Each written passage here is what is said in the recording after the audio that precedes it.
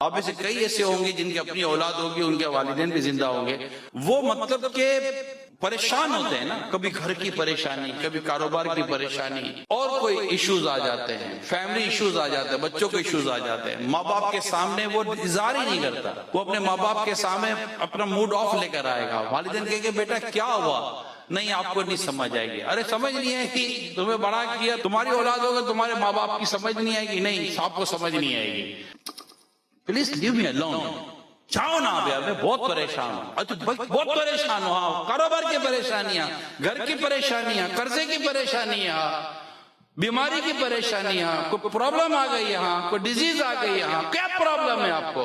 منہ چڑھا کر بیٹھے ہوئے، او آپ کو نہیں سمجھ آئے گی۔ اگر اتنے پرابلم ہے تو خوش نصیب ہو تمہاری ماں تمہارے گھر میں، خوش نصیب ہو تمہارے والد تو آپ کے گھر میں۔ جب اتنے پرابلم ہیں تو انہیں اگنور کرنے کے بجائے ان کے قدموں میں بیٹھ کے کہو نا امی جان دعا کرو، ماں دعا کرے گی اللہ تعالیٰ پہاڑ کو ہٹا دے گا، ماں دعا کرے گی اللہ تعالیٰ پریشانی دور فرما دے گا۔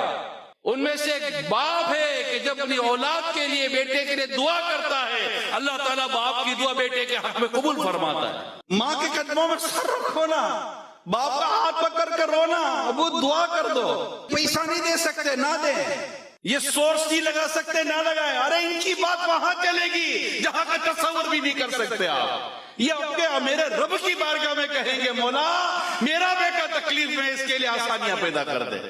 کرنا کیا ہے ماں باپ؟ صرف زبان ہی چلانی ہے، ہاتھ اٹھانے اور کہہ دینا ہے کہ یا اللہ میرے بچے پر کرم کر دے، یا اللہ میرے بچے پر رحم کر دے، اس کی مشکل آسان فرما دے، اس کی بیماری دور فرما دے، اس کے قرضے اتر جائیں، اللہ پاک کی رحمت جوش میں آئے گی انشاءاللہ عز و جل، لمحوں میں کام بدلتے آپ کو نظر آئیں گے۔